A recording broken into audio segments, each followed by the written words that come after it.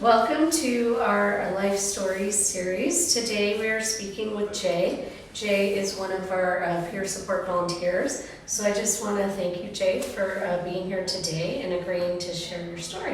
Okay. So welcome. Okay. So we talked a while ago about how your outlook and perspective on homelessness has changed. Can you maybe share a little bit about your journey and how your perspective changed? I don't think it changed much, but being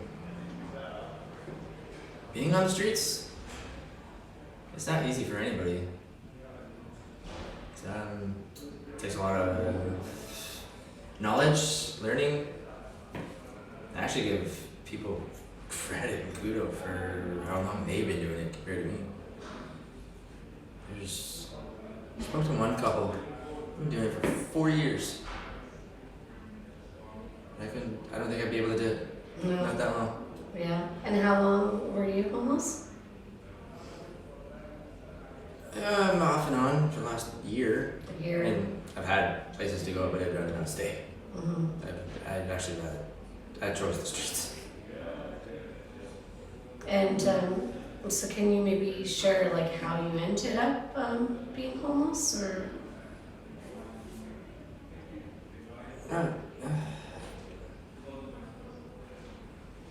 I didn't really. I just chose to be. You homeless. chose, yeah, because of where you were, an unsafe environment, or Just wasn't comfortable. Didn't feel like home. no? So I just essentially paid to have my stuff stored. Mm. So what did you feel were like some of the challenges you faced when you were homeless? There's a lot. I don't know where to begin. Mm.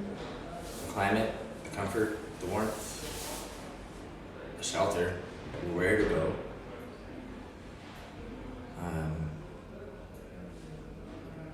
The tent was a lot. Trying to keep that warm.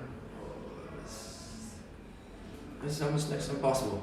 Yeah. Candles, dangerous, but candles. So having to make choices like, that maybe are a little bit unsafe, but Lots of them. yeah, lots of them. There's stories that I've heard that propane heaters they're actually more dangerous than our candles. We actually kept our candles, our tent pretty good actually. Yeah. Never caught on fire, no danger, knock on wood, to anybody. It's not safe, it's not fun. Mm-hmm. So there's a lot of safety issues with being unhoused. A lot. On the street, yeah. Getting robbed. Freezing. There's a lot of factors that you gotta play in your mind and make sure you got the friends to help you look after you, or you know how to do it. So it must be exhausting having all these safety issues and not knowing where you're going to sleep and. It is, Mm-hmm. especially when the police decide to bug you. Mm-hmm. Can't be here. So did you get like moved on a lot? A few times, yeah. Yeah. City of Barrie. Barrie police. Can't stay here, gotta move, city property. Then you try to find in the trees or in a bush or frown land. Mm-hmm. There ain't much around. Not much. No. No. Yeah. Forest. But even then, the police still come bug you there too. Mm-hmm. So long as you know where to go, be quiet and don't piss anybody off, should be good. So you were talking about having friends to help you and stuff like that. One of the things that I've noticed since we've been doing the work that we've been doing is the sense of community with the unsheltered population. How they do help each other out and look out for each other. I've always kind of said there's two different communities. Yeah. There's people that have homes that kind of did right, I guess. Mm-hmm. And then there's us that are homeless try to do right, but something always sets us back, or we just choose to be homeless. And there's other people that the people that are housed, they either frown upon us as homeless, or there's some actually out there that actually do look out for the homeless. Like there was a few times actually.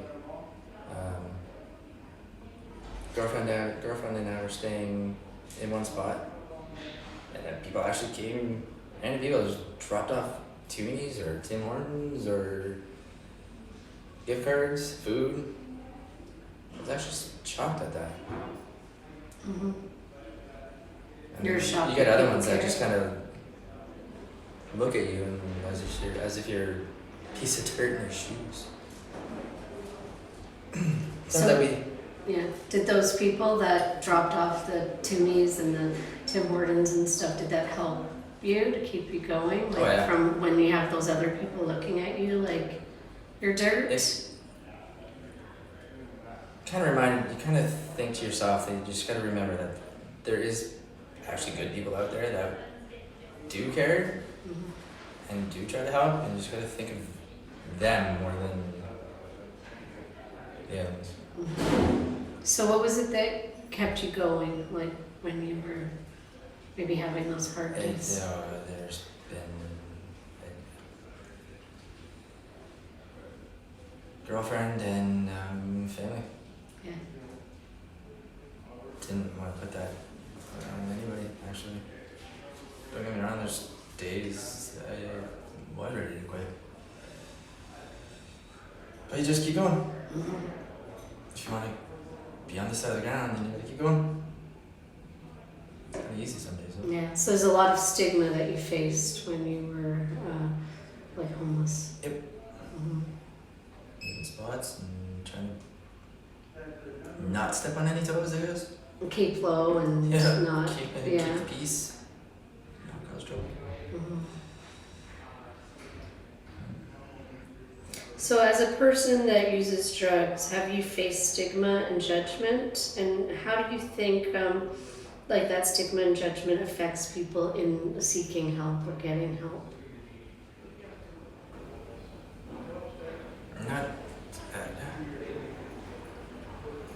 Not too many people know that I do use. I kind of somewhat keep it hush, but to see people that do use, and then the community look at them as if, again, like they're. I wish I knew that song name. Like there's just a useless human, I guess, essentially. If it is our choice to use.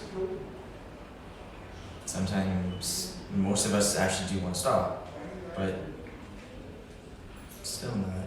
Mm-hmm. We have to want to stop, just like anybody that wants to be helped. It's the same situation.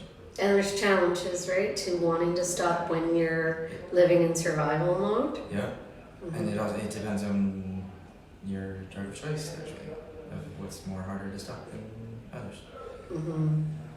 But then again, like you said, it comes back to survival mode. Like it either keeps you going, or it's gonna.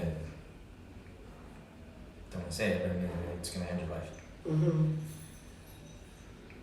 And do you feel like there's certain drugs that are more accepted or less stigmatized than others? No, not really. They're all frowned upon. Yeah. Doesn't matter what it is. I mean, there's people out there that frown upon taking Advil. Mm-hmm. I mean, is that really all that bad? Yeah. I don't think so. I take Advil almost every day because I have sciatic issues. Mm-hmm. My drug of choice kind of helps with the pain too. If they want to frown upon me, then frown upon me. It's my life. I'm sorry. I know that you've reversed many overdoses in the community and you've faced losses of friends and that due to toxic drugs. How has that impacted affected you, of those losses? I honestly don't. I don't want to ever see it again. Mm-hmm. And when I heard about another friend signing for volunteer for Ryan's Hope and doing what he was doing, sign me up. I mean, we've kind of been doing it for the most part as it was, but we didn't have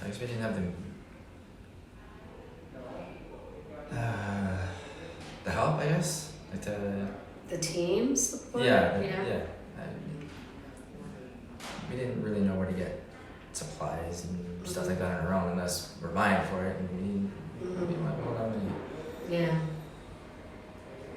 So I mean, I just don't want to see it again. I don't want to ever see overdose again. Mm-hmm.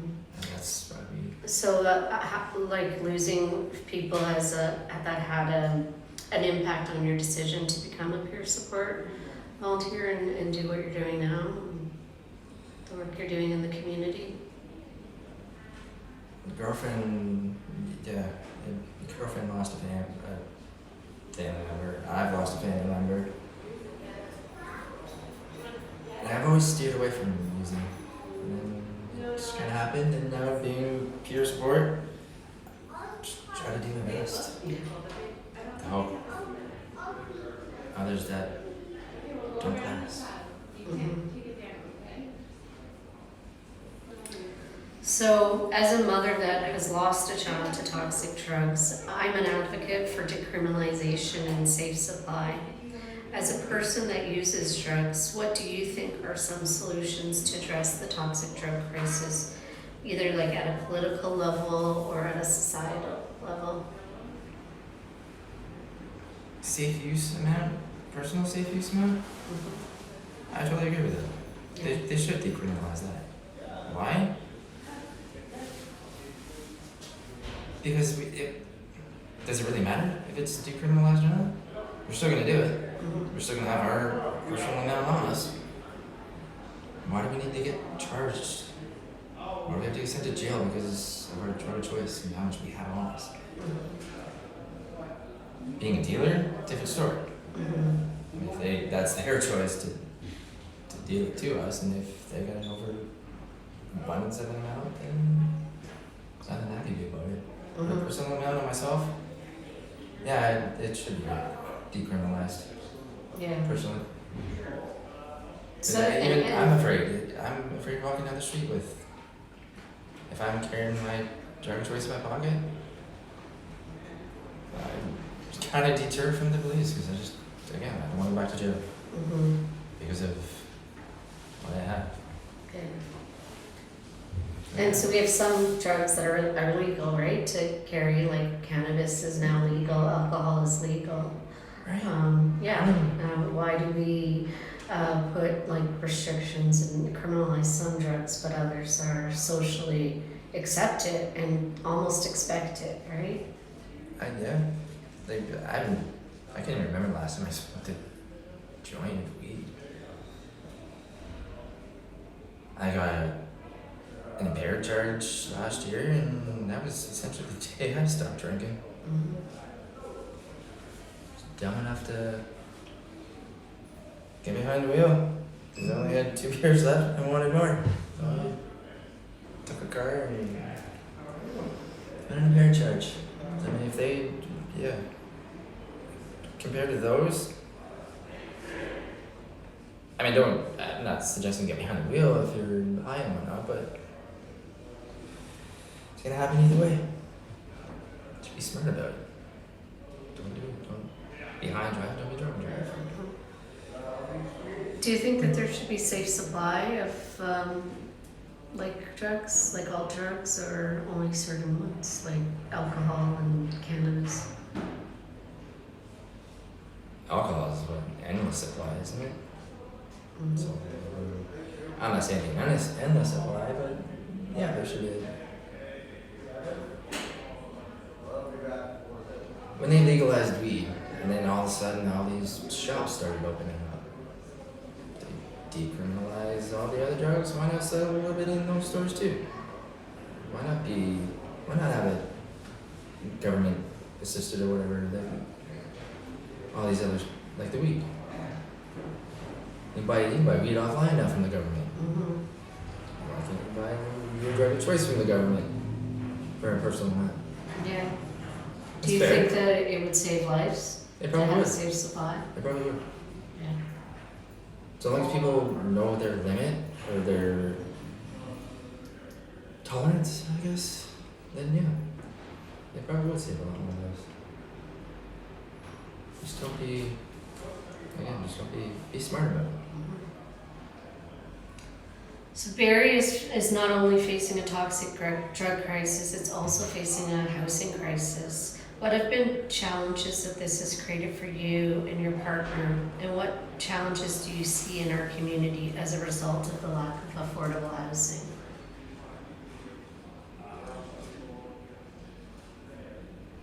Somebody's got to step up somewhere and put more affordable housing. I'm on ODSP and I can't even afford a one-bedroom apartment myself, let alone the next person. So who do you think should be doing the affordable housing? You think it should be the government, the city, like the city or the City of Barrie. province? Yeah. Yeah, the mayor should be doing something. In my opinion. Mm. I almost walked in that office one day because I'm staying at the homeless or the Salvation Army and then get kicked out of there. What am I supposed to do? I can't afford a place. Mhm. So I gotta go to a place that a place where it's not healthy because of it's affordable. No, there should be a lot more affordable housing around this town. Mhm. What is it? Do you feel that a lot of people are on the streets because they can't find like safe, affordable housing? Oh, absolutely. Yeah. 8 months ago when I came here, I didn't really know anybody that was really homeless until I started getting into the crowd. Started meeting people of the streets and I was like, holy crap. I think it went from low to over 400, 500. Mhm. And that's just Barrie. I don't even know, well, up here, there's about, I'd say about close, maybe 100 of us, maybe a little over 100, just in downtown Barrie, Yeah. let alone South End. And there's also a lot of people that are this close to being homeless, like that we serve breakfast to every morning that are housed, but they come to us because they can't afford to buy food after they've paid their rent. Yeah. And they're so close to becoming homeless as well, so definitely a serious issue in our community. There's the lineup itself, even like breakfast and Salvation Army for lunch and dinner. There's a lot of people that are housed, but like you said, you just can't afford the food. Yeah, sure. It's either you have a roof over your head and no food, or you got food in your mouth and no roof over your head. It's too hard to be a happy medium for both. And Not a good choice for people having to make a choice between food and shelter. right? Yeah. And I mean, if you're on top of that, you're drug choice too. Like, how do you juggle all of it? Yeah. So most of us just choose to be homeless. And me personally, I slept in a tent with my girlfriend all winter long. All last summer, all winter. It doesn't bother me to do it again. But yeah, the city should be doing more affordable housing. So Yeah. like I don't, where's Grove Street, Grove and Bayfield there? Big empty parking lot, big empty space now. But I don't know what they're putting in there. 2 apartment buildings, I think. Yeah. Are they gonna be affordable housing? Our definition of affordable housing needs to be fixed, I think, for sure, because what they classify affordable housing is not affordable to most people. I heard on the radio that it was average $1,600 a month insane. Yeah, even if you're making minimum wage, you can't afford that. So Right. it's I like, was even yeah. with my job that I had. I'd still be broke by the end of the month. Yeah. It just. That's a whole long other topic. Oh I yeah, keep for going on sure. Maybe if we can just talk about a little bit more about your work as a peer support volunteer. Can you share your experience? Maybe something you did that made you feel proud, or were you on a time where you felt like you really had an impact on someone? That's almost every day. Yeah. I mean, when we go out or when I go out, and you run into somebody that needs something, I'll even just ask the random strangers, like, you good? You alright? Need anything? And just when you help them out, it just makes yourself feel better, knowing that you've helped somebody be safe, be good. Do you find that now they welcome you, like they get excited when they see you, or Some of them do, actually. Yeah. Some of them do. The one we helped out the other day, the red wagon. His reaction was priceless. Do you want to share about that? No, we'll keep that one. Okay. Yeah, so have you felt like your relationship with some of the people that you've been helping has changed over the time that you've been doing this work? Or? Oh, yeah. Yeah. Compared to when I first met them, it was just kind of like an acquaintance, I guess, type of deal, and now it's like more of a friendship and scratch my back, I'll scratch your back type of deal. Now it's yeah. When you do peer support, it's actually comforting. Yeah. On my part. So it helps you too? It does, Yeah. actually. Does it give you a Knowing that sense of purpose, or like? To keep going, even more, Yeah. knowing that I've helped somebody be safe. Yeah, I know. I feel like that. Like for Tom and I, starting Ryan's Hope. We could have been swallowed up by our grief, because we were both just, early in our grief, and just, staying in bed, and both of us like crying and not wanting to do anything, just join Ryan maybe, right? And we're like, this is not how Ryan would want us to live, and so we're like, he would want us to be doing something for the other people that are still struggling, and so that's what we decided to do. And it gives us a sense of purpose, and to be able to bring other people onto the team and have other people join us, and it's beautiful, like the community that we've formed, right? Yeah. And people who come to breakfast, and they're excited to be there, and they share their life stories with us, on a daily basis, and I think it's wonderful. It is. It is wonderful that you guys started this. Yeah.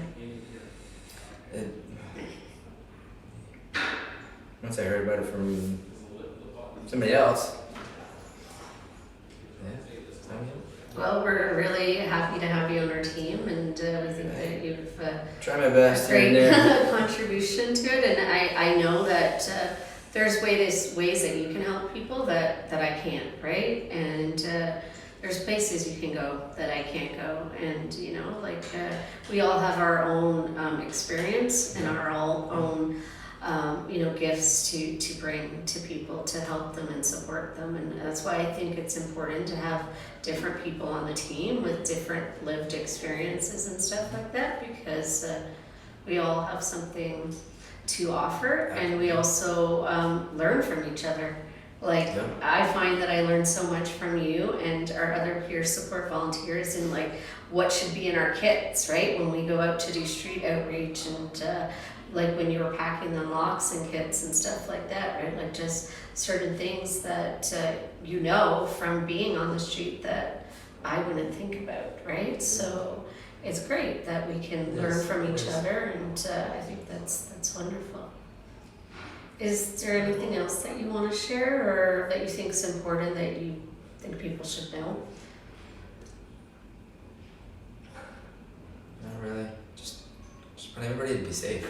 Be smart. Carry naloxone. Yeah, You want everybody to carry naloxone? Absolutely. I definitely do. I think I got 2 or 3 in my bag still. Every day, every bag. 2 or 3. Yeah.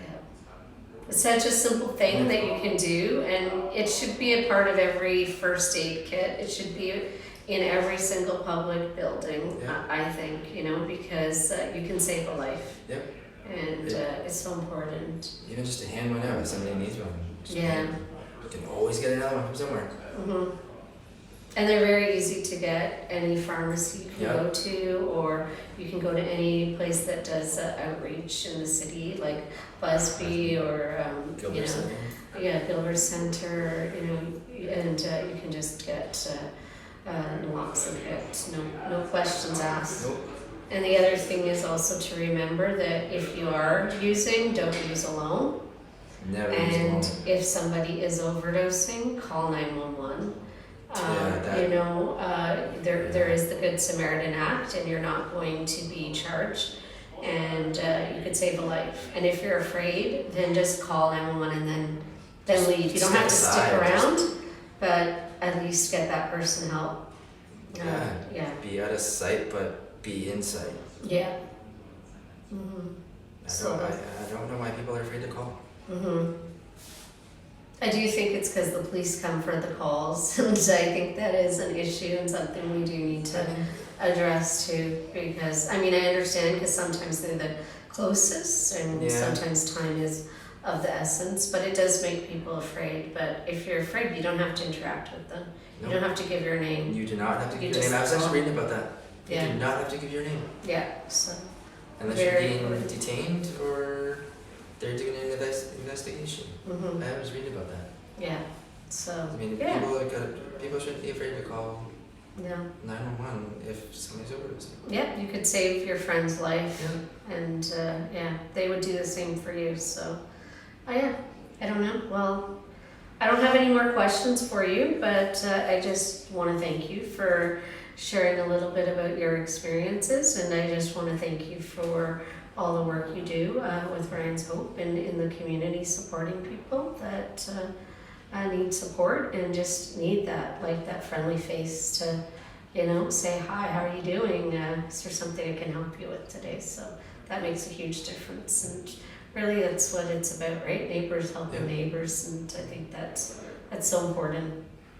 Thank you for starting the program. Yeah. It's something to do. Yeah. It's a purpose. Yeah. Well, thank you.